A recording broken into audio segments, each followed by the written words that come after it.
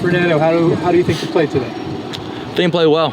I think we're at a point in fall camp where this is scrimmage number 2, practice number 15, that we already have a lot of familiarity with the defense as well as defense with the offense. So playing someone 15 times it gets a little repetitive, but it's always great to see leaders such on the team, such as David Reese, Jack Endries, TJ Session, all bringing the juice. Although it's practice 15 and we kind of know what to expect from one another from our schemes and our identities, it's really great to see those leaders go out there and bring some juice. You were happy with the way you played? Yes, I was happy with the way I played. I think I could always be better. Some throws I wish I had back, but I thought I did good on some of the new install stuff we had, such as the end of game, end of half. And at the end of the day, I just really had a lot of fun out there. You and Chandler seem incredibly even out there through 15 practices. What's it going to take to separate from each other? Yeah, that's a great question. And that's a question that I wish I knew the answer to.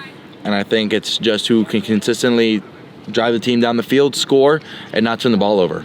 That's the essence of quarterback play, and we all trust Coach Gilbert, Coach Blesh, Coach Wilcox. They've been around a lot of football, and I really trust them with the decision. But all I can do is control the controllables and make sure that I drive the team down the field and secure the ball. What have you liked about the subtle differences between the offense last year and this year? Yeah, I would say I like this offense a lot better than last year, and I know that's kind of a cookie cutter answer where of course I would say that, but the deep package we have in, the run plays we have in, and really the detail within the coaching and detail within installation of the concepts rather than individual plays, it really makes it fluid for the entire offense and really helps us install a lot of new plays at a faster rate. Such as if we have a mesh concept that we had this year, we're able to install out of 3, 4, 5 different formations, whereas last year we had a different play name for each different formation.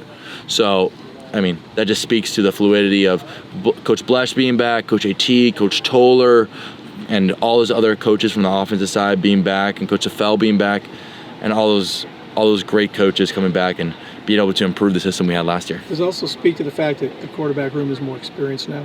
Yes. You guys can handle more? Yes. To put it blatantly, last year I was a redshirt freshman, fresh off a scout team. No playing experience. And in this scrimmage, second scrimmage last year, I remember I only got 2 drives with the 3s. So, I mean, there's a huge jump from last year to this year, especially with experience in quarterbacks. And we have CJ Harris, who's played a ton at Ohio. We've had Chandler, who you guys already know has a repertoire playing, and myself, who played here last year. So I would say the experience and trust of the quarterbacks has really helped expand the offense. It's going to put us in a great position for August 31st. The receivers always talk about Coach Blesh saying, throw the damn ball deep. Yeah. Some other word for throwing it deep. Yeah. Is that kind of music to your ears, and is it great to have a bunch of receivers who can go and get it deep? Yeah, it's music to my ears. We have a ton of receivers. I would be here for an hour naming all the receivers because I trust every one of them in the receiver room to go man-to-man, take it deep, and win. But that's also complemented by the great offensive line play we have and running game we have. It complements each other, such as in basketball. If you have a great paint game, you're going to be able to dish it out for the 3. Same way as in football, if you have a great run game, you're going to be able to play action it and throw it deep. So that's something that our offense really think is complementing each other at this stage and really soaring at this point. Coach talked about small details kind of being the important part of getting the ball in the end zone a little bit more. How do you kind of see that playing out? What do you see being some keys to be more productive and getting the ball in the end zone?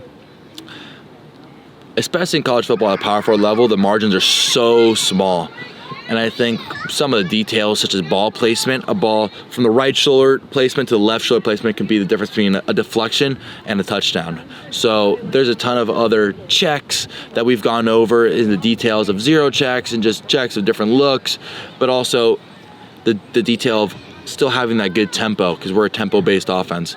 Some of those details and others that I don't want to give out because, you know, we got my guy, Coach Plow, and the Aggies, the 31st, but details such as those are the ones that make and break football teams. What did you see on your touchdown throw? How that one play out today?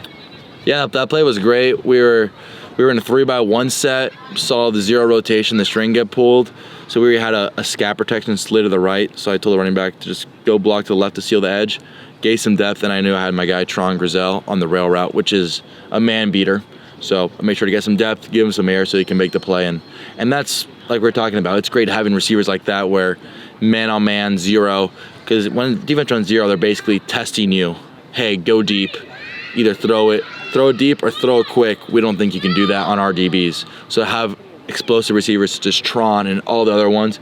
It's really fortunate in a quarterback standpoint to be able to drop back, give some depth, and throw it high to the landmark. Not knowing if he's going to get there, but having that trust in him that he's going to get there and get that ball. How big an advantage is it for you, confidence-wise, coming in with 7 starts under your belt versus being thrown in mid-season unexpectedly? Yeah, as we watched the Oregon State game the other day with the tight ends, and the first couple throws I had, I was so nervous. I was like, I want to do this right. This could be my only chance.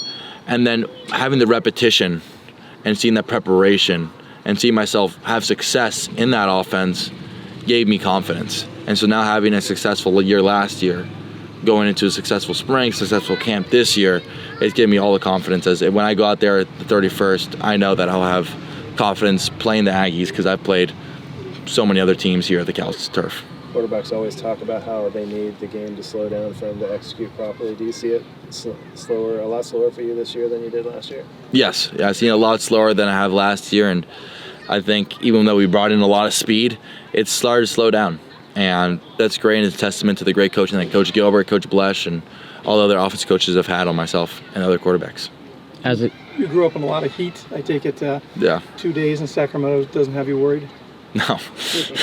Yeah, the heat in Miami, when I went back to Miami for 4th of July break, it was brutal, but it was something I've been used to. And although I wear a towel here in Berkeley, I never really use it. In Miami, playing quarterback, it's like throwing in the rain at all times because you're sweating and you can't really control your sweat, and everybody's sweating because you play all your games at 3 o'clock and it's humid out there. So the Sacramento's not a huge concern to me, but I think it's a good opportunity rather than a concern. Reese has kind of been leading the charge during practice with kind of bringing the energy. Has it been helpful to have kind of a different type of feel to having the defense kind of chirping at you guys quite a bit? Yeah, I think that it's like a boxing match. First couple of practices we got after them, then they got back at us. Then practice like 8, 9, 10 and last scrimmage we got after them, and then now they got back at us. So it's always good to have that competition and energy, especially in day 15. So that's always great to have, and Reese is a fantastic leader, and he's going to have a great career past Cal. So, I mean, I'm very fortunate to have him as another leader on the team, and he's been great for our defense and a spark plug of mentality that, hey, no matter if it's the Aggies, San Diego State, Auburn, Florida State, whoever we go out there against, no one can mess with us, and we're going to get them. Sounds like the team's adopted his ooh-ee. Yeah, so it was great having Chancellor Lyons at the end. He broke us down on ooh-wee, which is a catchphrase. It doesn't have a ton of meaning behind it, but it brings energy, and it's like, okay, we're about to go, or ooh-wee. So it really rolls nice off the tongue, and it's great to have that energy there. And just to see our new Chancellor Lyons, adopt that, it just speaks testament to the culture we have here around Cal and Berkeley. Did the Chancellor have anything interesting to say? Yeah, I mean, he said that he was a football fan, which gives a lot of confidence in the players, having the backing from the Chancellor, as he's the head man. Whatever he says is the final go. So for him to say that he's a football fan and that he's always loved Cal football and that he supports us is a big testament to what he's going to do this university and how fortunate we feel as a team. That's unique. When did he for Cal. talk to you guys? He talked to us after we broke out, like when Teddy broke us out on Go Bears, we took a knee, and then he talked to us for about a minute. But it was very great for him to come out here, and we're all very fortunate, as I said.